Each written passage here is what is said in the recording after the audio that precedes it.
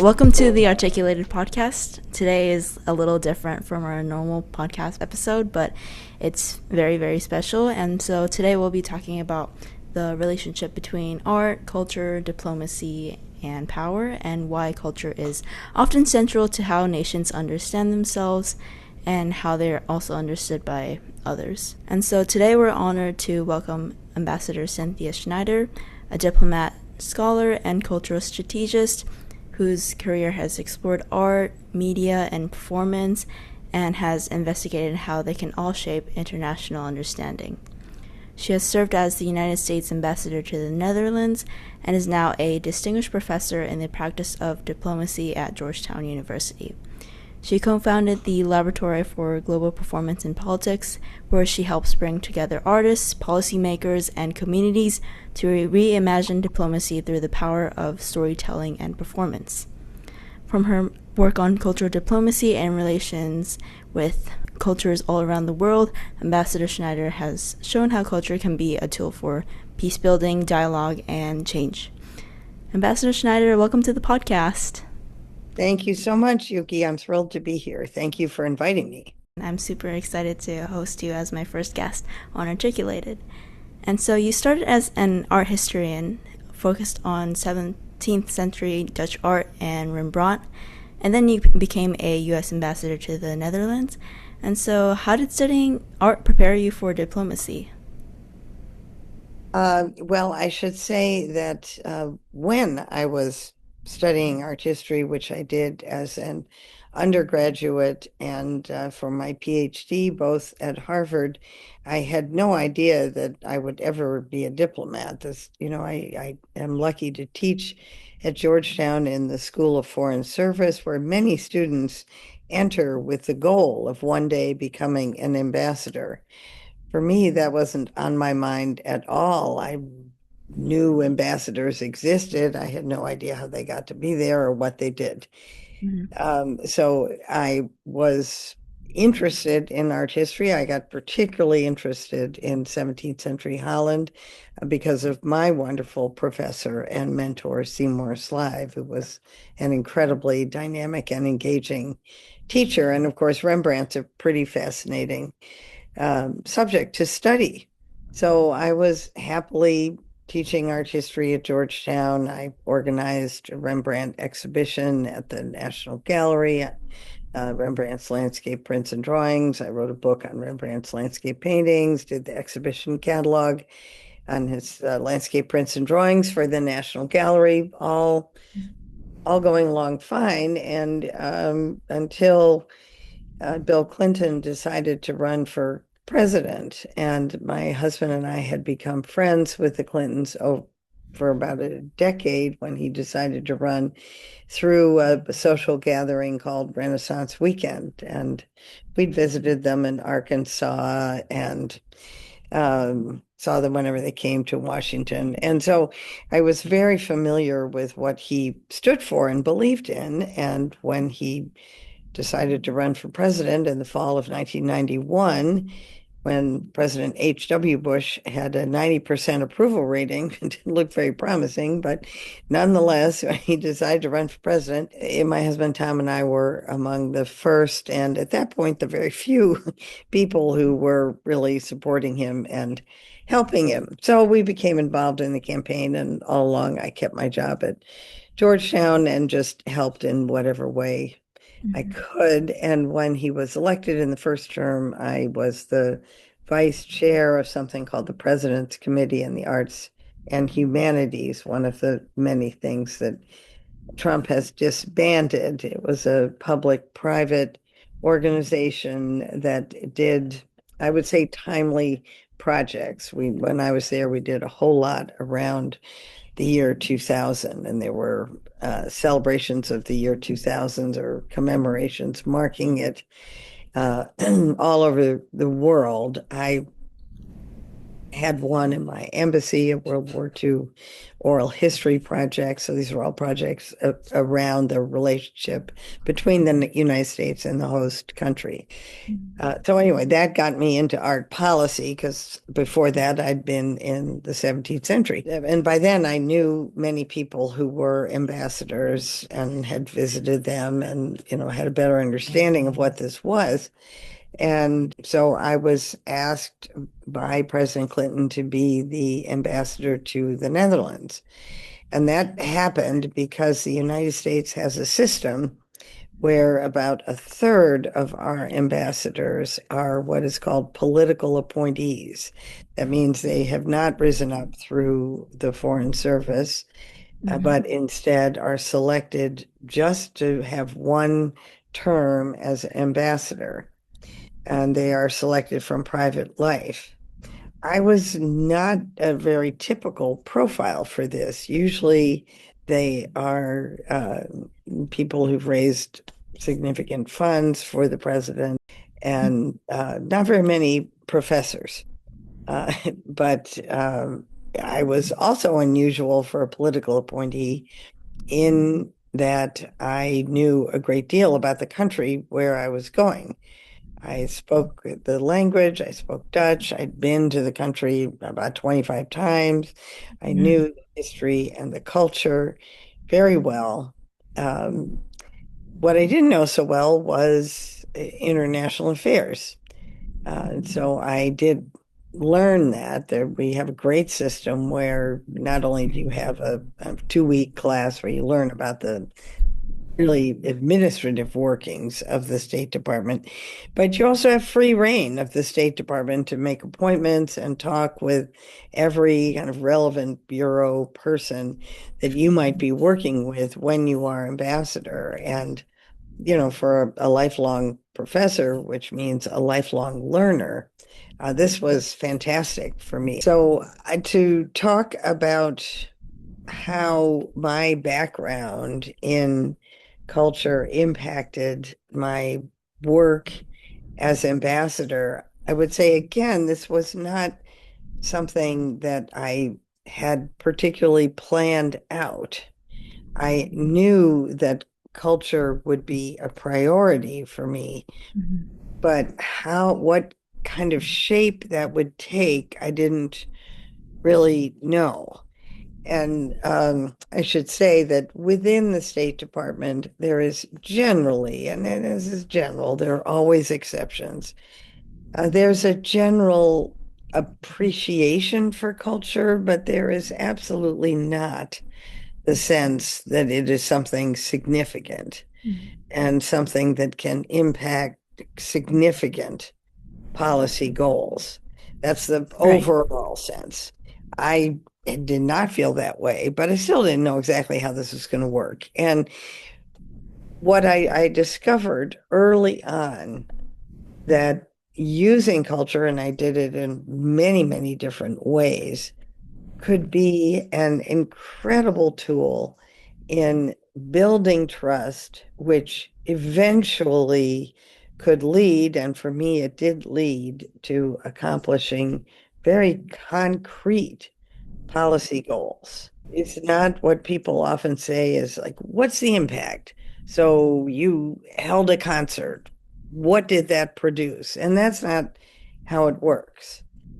It's all part of a trust building exercise and a way to build bridges and also have really deep, probing conversations that you don't have under normal circumstances because a shared cultural experience, a film, concert, particularly films or theater, particularly things with narrative, they open people up because you get involved in the narrative and everyone in the audience kind of steps outside themselves for a minute. And I discovered this early on. Again, this was not planned.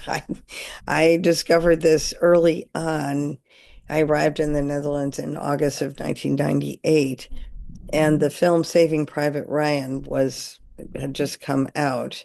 And lots of people in embassies in Europe, I mean, it's about World War II, the landing on the Normandy beaches, so it's a Right. logical film to use in European embassies. So I decided what I wanted to do was to host a screening with the Dutch Joint Chiefs of Staff and my embassy military people and the spouses of all these people. And Mhm. then we would go to dinner afterwards at the residence. And so I asked my protocol officer, please, to arrange this event. And it kept never appearing on my schedule. And each week I would say, so when's the Saving Private Ryan dinner? And she would kind of mumble. And you wouldn't. And finally I said, you are never going to schedule this, are you? And she said, no, of course I'm not going to schedule it. Nobody's ever done anything like this before. Really, you don't want to do this. And, I don't know why. As I said, I'd never done anything like this before, but I just had a hunch that it would be a good thing.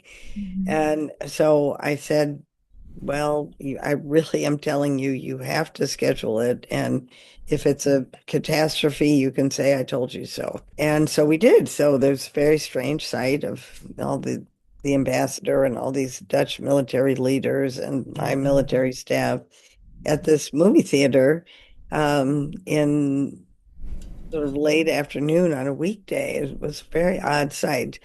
And we saw the film together, and then we went back to the residence. And then I had to orchestrate the conversation. You can't just sit down and eat, then everyone will talk about the weather and their children. So I led a general conversation about what it means to be in the military, what they felt their primary duty was, how they Mhm. felt their neighbors viewed them, how they felt their children viewed them, how they felt about their decision to live their life in the military. And I drew everyone out, including the wives of the Dutch military leaders who I would say under normal circumstances, probably they wouldn't talk. But once I asked them, they spoke quite a lot. And somehow, because we had all been through this very moving experience of seeing this film together, everyone was more open than they might otherwise have been, and speaking from a deeply personal level. And we had husbands and wives saying to each other for the first time whether or not they wanted their children to go into the military. It was an amazing experience. Mhm. And then you might say, well, but so what? What does that have to do with being the ambassador? Well, it was the first of many steps, but the first and most important step in my establishing a relationship of trust with the Dutch military, and I would say with my own military. Remember, I'm an art historian. They don't know what I know about them. Mhm. And my father was a World War II veteran, which actually really helped. But from that day forward, I just built a stronger and stronger relationship with the Dutch military. People talked about the Saving Private Ryan dinner the whole time I was there. When I left 3 years later, each military branch gives the American ambassador a farewell dinner. There's nothing special about me. They do it for every ambassador. But at each of those dinners, they mentioned the Saving Private Ryan dinner. And all of this, and other things along the way, like flying in an F-16 without throwing up. That was very important for the reputation of my military at the embassy. All along the way, there were more really friendship building and trust building things, jogging with the head of the Air Force, running in that absolutely grueling half marathon, all these things. Um, but so in my last 6 months, now I'm coming to what was the concrete accomplishment, which was not something I had in mind when I did it.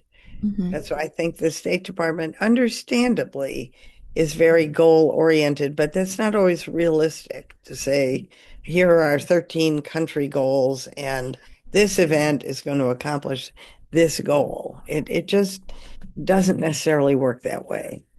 Sometimes, maybe, but not always. So I found out that in my last 6 months there, in the beginning of 2001, the assignment that every American ambassador in Europe was given was buy into the Joint Strike Fighter, which means participate in its construction. So be responsible for some aspect of it. I persuaded the Dutch to be the first country to buy into the Joint Strike Fighter. And once they did that, then many other countries followed suit. And that actual exercise was also something that involved culture. I wasn't myself making the sale, it was the Dutch number two in their defense department. And I knew him well. He lived in a beautiful historic town, Alkmaar. I'd been there with him. I'd given a speech there. He'd shown my family around, taken us out on a boat. And so I knew him pretty well. I did not know the American, the number two in the Pentagon. So I Mm-hmm. called him up and talked to him. And this is another very important aspect of diplomacy. You know, diplomacy is between human beings. It is not between policy papers. So I asked him, John Hamre, current and longstanding CEO of the Center for Strategic and International Studies, CSIS think tank, after he left the Pentagon. That's what he went to do. I asked him just about himself. Incredibly enough, he said he really loved organ music. Well, Holland is famous for its 17th century organs. And it so happens that the church in the Dutch guy, Henk van Hoof's hometown, has one of the most famous organs. So I arranged that when John Hamre came to the Netherlands, I wasn't there at all. I arranged for Henk van Hoof to, I mean, I was present in the country, but I wasn't part of this day. I arranged for Henk van Hoof to pick John Hamre up at the airport, drive him to Alkmaar, show him around this beautiful town, treat him to a private concert in the beautiful old church, give him a nice lunch. And at the end of that wonderful bonding experience, Henk van Hoof agreed to buy into and purchase the Joint Strike Fighter Mm-hmm. because he felt so good about this relationship. So diplomacy is really significantly relationship building. And there's not, I believe, a kind of manual for how you do that. You have to get to know the people and figure out what will work for them. Right. And, so this policy success of persuading the Dutch to buy into the Joint Strike Fighter, which then had a domino effect, and the other European countries followed suit very shortly afterwards. It was a process of years of relationship building between me and my embassy and our Dutch counterparts. Mm-hmm. And when I left the Netherlands, like a month or so after John Hamre's visit, I was given by the U.S. military, the U.S. Defense Department, the highest honor that they give a civilian. And they wrote me a hilarious citation, which basically said, whoever would have thought an art historian would be so good at selling weapons? But, you just strip it down to the bare bones, and it is relationships between people. Mm-hmm. To do that, you have to get Right. to know the people and put them in a situation where they can share openly and build trust. And that's where culture can be so helpful. I see. Yeah, so the screening of Saving Private Ryan and arranging the concert for the number two of Pentagon, would you say that was like the clearest moment where you saw culture as something impactful in politics, but also you mentioned like building bridges and relationship building? I had a similar experience with another film called Traffic around um, the narcotics trade. There were other trust building events along the way, but the Right.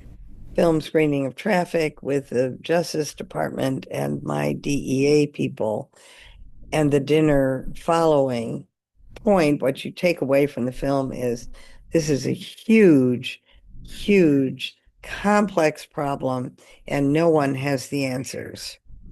And that was a very important message between the United States and the Dutch because in those days, much easier for the American ambassador now, but in those days, they were always preaching at us about how we should legalize marijuana and, how terrible we were because we had so much violence around the drug trade, which I wouldn't disagree with that. But it was a time when ecstasy was a huge problem, and the Netherlands was actually the largest exporter because things passed through the Netherlands and went out the Rotterdam port. Mm-hmm. So somehow what seeing this film together did, it took the chips off everyone's shoulders.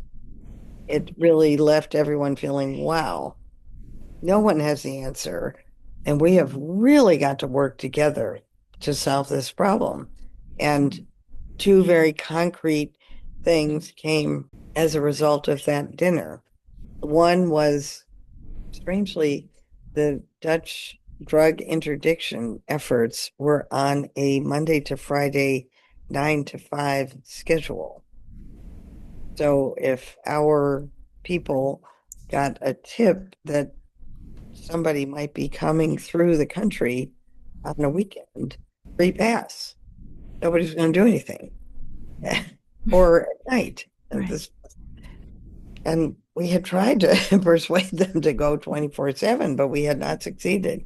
They changed that after this dinner, and the United States, various ambassadors, various representatives, for many years had been trying to get representation of U.S. customs at the Rotterdam harbor as one of the largest in the world. And that had been denied, and that was allowed after this dinner. I mean, it took me writing some more letters and stuff, but it happened. Mm-hmm. Years later, on an airplane going to Holland, I saw someone who worked at customs, and he said, "Wait, aren't you Ambassador Schneider?" And he said, "How did you do that? How did you get them to say yes? They've never said yes before." And I said, "Well, I showed them the right movie."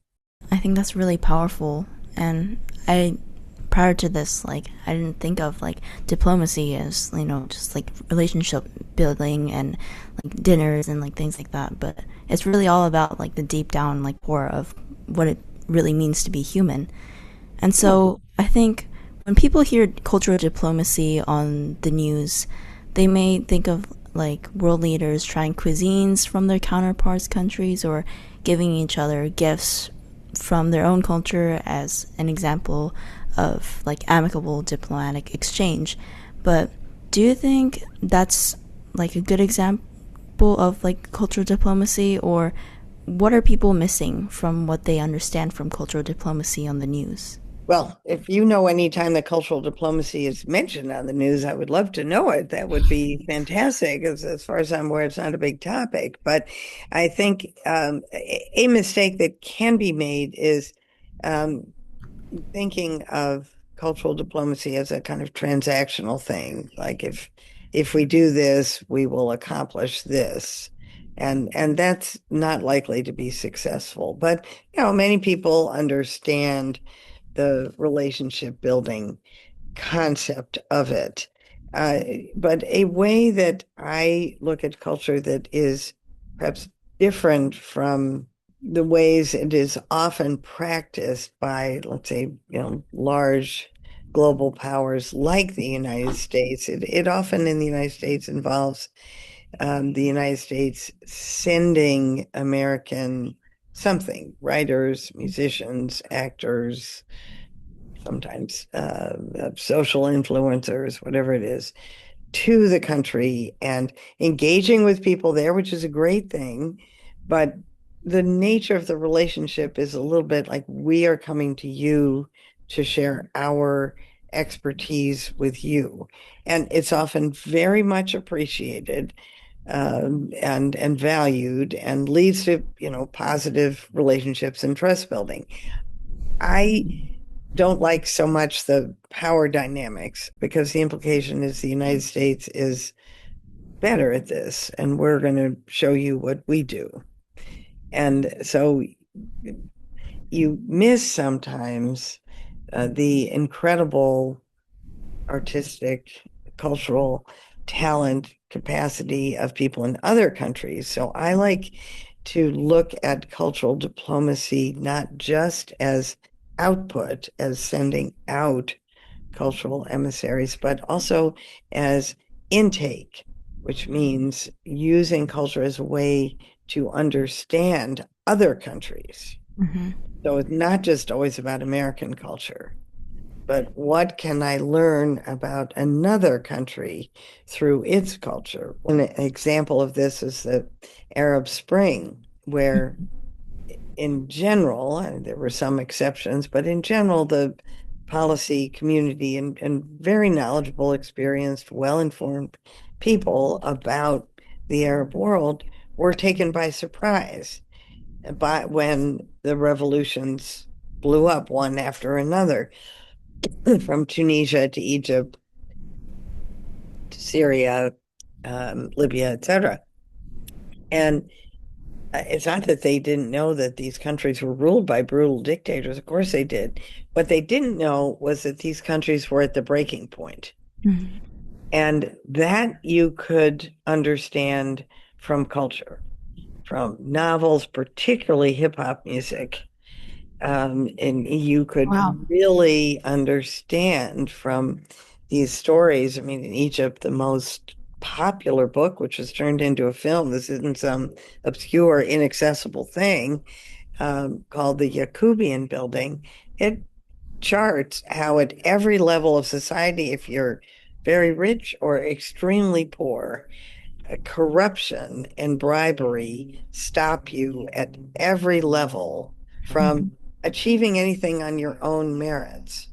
And that's what those revolutions were about. Mm-hmm. They were about dignity, about having a society where individuals have the capacity to support their family through hard work, where there's a fair system and a level playing field. Not something that up until now is translated so well into American politics. We tend to think about democracy as being about voting, and that doesn't apply in other places. But my point is that through understanding these countries, through their cultural output, then you could have had a sense, and my other friends who look at the Arab world this way, we would have conversations saying, why isn't there a revolution? Why aren't all these countries having revolutions? And, then eventually they did. Mm-hmm. Right now, we are experiencing through the World Cup Right. how cultural connections, I would say, rather than diplomacy, because diplomacy sounds like it's engineered by the state.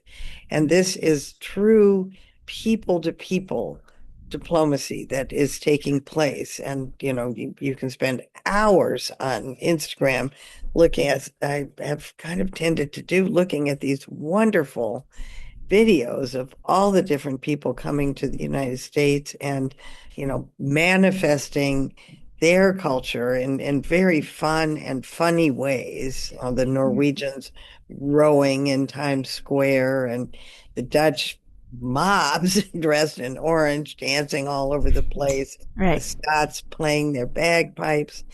And that is wonderful for Americans. More than half of Americans don't have passports, so they're never going to go to these countries.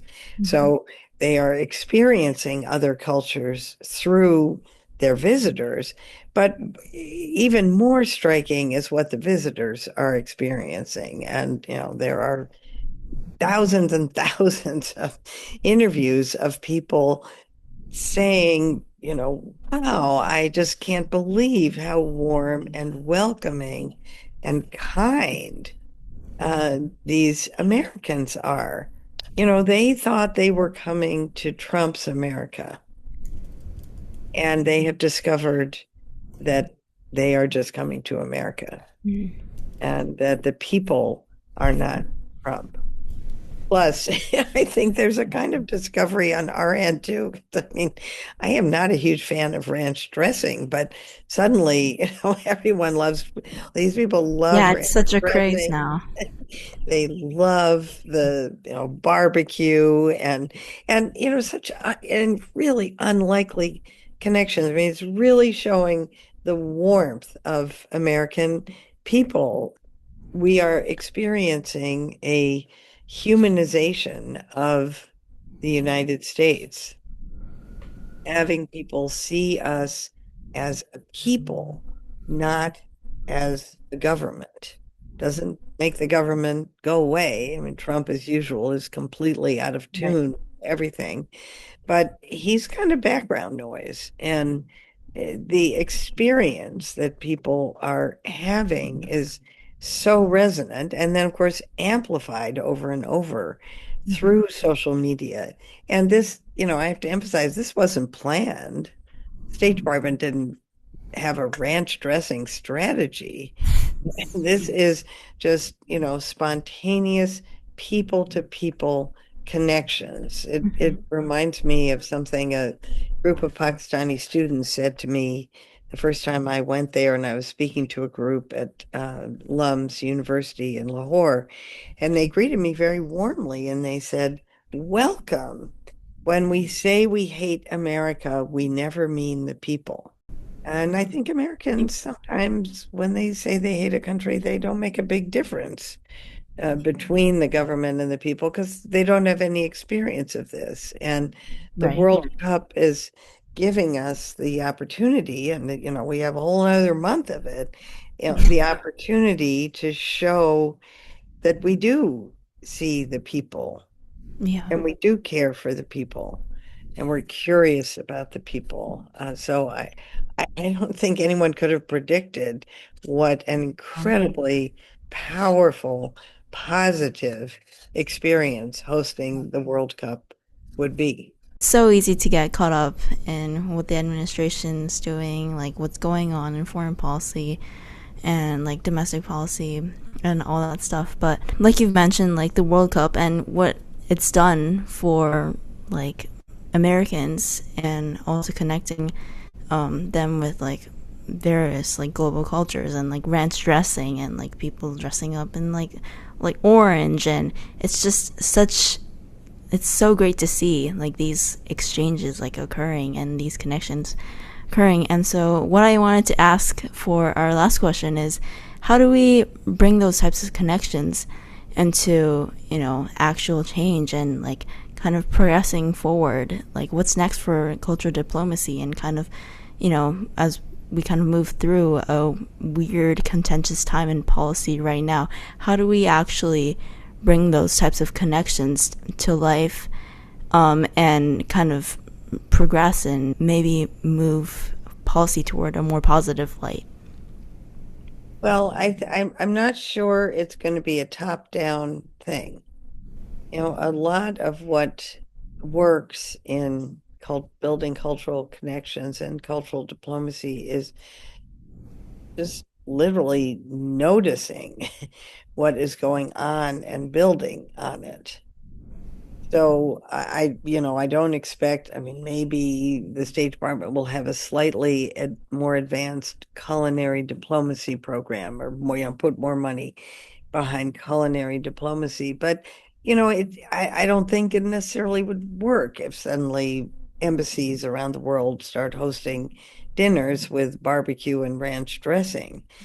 And so I'm not sure there's a top-down way to do this, but there is a way to notice, absorb, and carry this incredible spirit of really global love into our politics, and that it can be a kind of top-down thing.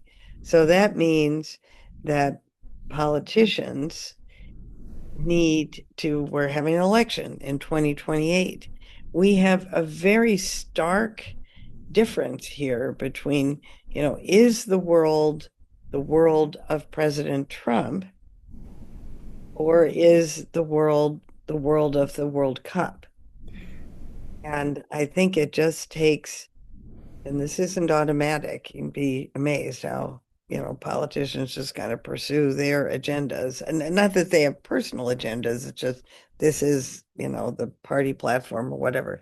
So it takes, I mean, sometimes they have personal agendas, of course, but I don't mean to suggest always. So it takes the politicians using their imaginations, and I think reminding people, is this the world that you want? Is this the United States that you want? Or do you want us to be invading and attacking other countries? And which will produce the better result, and the better result for you as Americans? It doesn't have to be some hazy world peace thing. It's literally, will your life in Lawrence, Kansas, or Houston, or Boston, wherever it is, will your life be better if we are trying to assert a leadership position by force, or by welcoming, engaging, and trying to understand other people and sharing our cultures? Yeah, and I think on that note, thank you so much for being our inaugural guest for Articulated. And Thank you so much, Yuki.